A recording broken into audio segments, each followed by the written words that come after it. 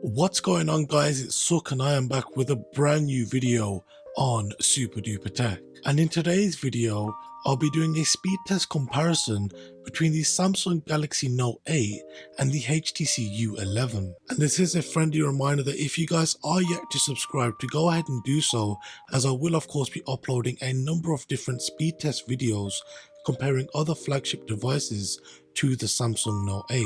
So without any further ado, let's hit the titles.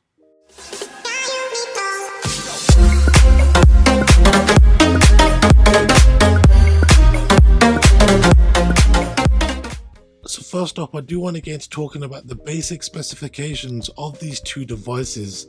Now, the Note 8 was released in September of 2017, and as I have the international model, this means that I have the Exynos 8895 octa-core processor, which has 4 of its cores clocked at 2.3 GHz and the other 4 at 1.7. It also comes with 6 GB of RAM, whereas the HTC U11 was released in June of 2017 and comes with the Qualcomm Snapdragon 835 octa-core processor, which has 4 of its cores clocked at 2.45 GHz and the other 4 at 1.9 GHz, and this particular model that I have has 4 GB of RAM.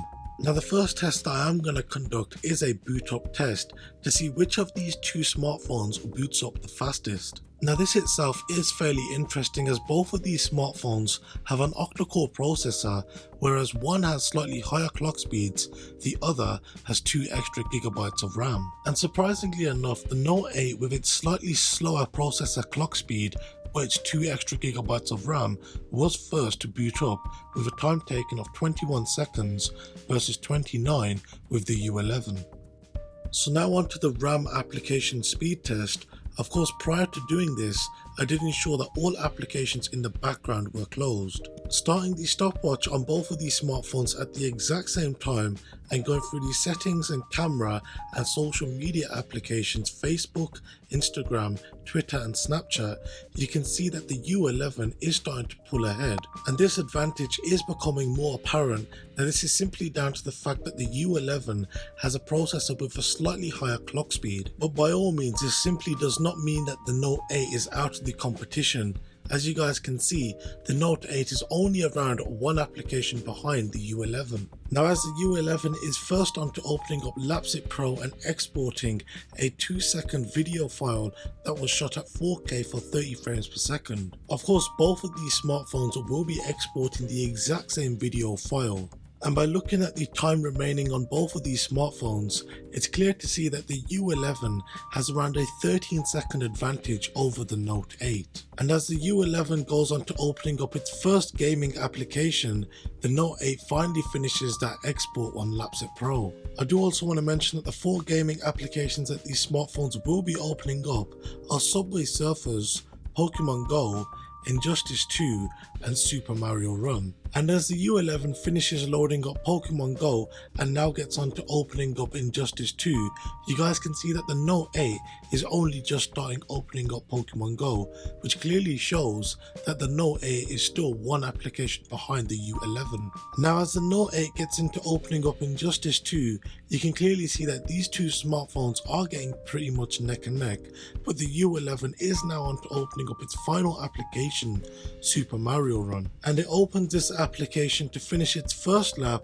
with a time taken of 2 minutes and 12 seconds. So now, as the U11 gets onto its second and final lap, you guys can see that the Note 8 is actually onto opening its final application on its first lap, and it does this to finish its first lap with a lap time of 2 minutes and 24 seconds. Now, it's at this point that I want you guys to remember that the Note 8 has 2 additional gigabytes of RAM.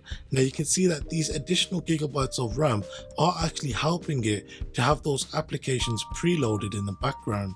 And now it's at this point that you guys can see that even with the 12-second advantage which the U11 held over the Note 8, those additional gigabytes of RAM are really helping the Note 8 to have those applications ready. And it's down to this that the Note 8 is able to finish its second and final lap ahead of the U11, even though the U11 was first to finish its first lap. And just like that, the Note 8 was able to finish with a total time of 3 minutes and 6 seconds, with its final lap taking around 42 seconds. But if you take a closer look at the U11, it's clear to see that it is struggling to open up Pokemon Go, but after it loads up Pokemon Go, it manages to open up Injustice 2 pretty swiftly, but then again, when opening up Super Mario Run, it struggles once again. And soon after the U11 finishes loading up Super Mario Run, it does so to finish its final lap with a total time of 3 minutes and 46 seconds, with the final lap taking 1 minute and 34 seconds.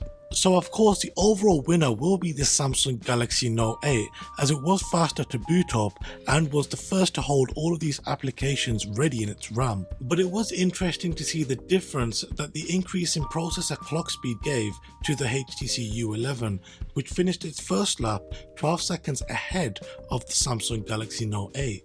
If the U11 had 2GB extra of RAM, leveling out the playing field with the 6GB found in the Note 8, then perhaps it would have been a different story. Because as you guys have seen, it did take the U11 an additional 52 seconds to finish the final lap.